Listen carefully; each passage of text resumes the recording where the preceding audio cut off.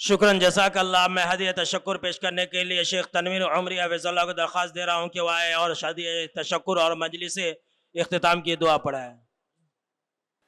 السلام علیکم ورحمۃ اللہ وبرکاتہ. الحمدللہ رب العالمین والصلاة والسلام علی رسولہ الکریم. اما بعد فاعوذ باللہ من الشیطان الرجیم. بسم اللہ الرحمن الرحیم. من لم یشکر الناس لم یشکر اللہ.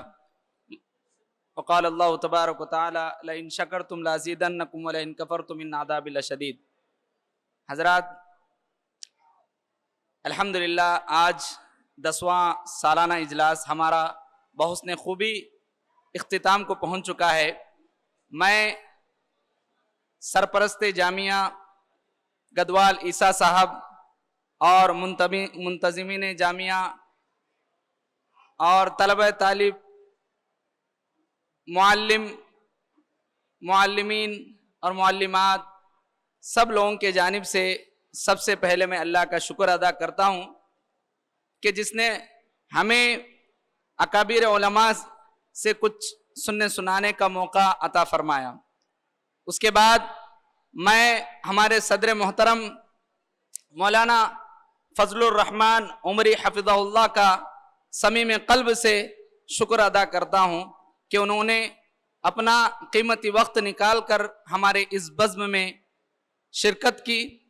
اور خصوصاً میں علامہ فضیلت الشیخ جلال الدین قاسمی حفظہ اللہ کا دل کی گہرائیوں سے شکر گزار ہوں کہ جنہوں نے بڑے کم مدت میں اور کم وقت میں مدلل اور ٹھوس باتیں ہمیں بتائی ہیں.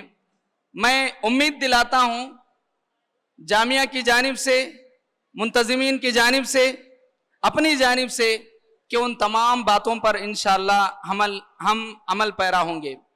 اور اس کے بعد جمعیت اہل حدیث منگنور، علماء اہل حدیث آدونی زون اور دیگر مہمانان اعظام جو اس بزم میں شریک ہو کر ہماری حوصلہ افزائی کی، ان تمام لوگوں کا میں شکر گزار ہوں کہ آپ لوگوں نے ہمارے اس جلسے کو کامیاب بنانے کی حد در مقدور کوشش کی.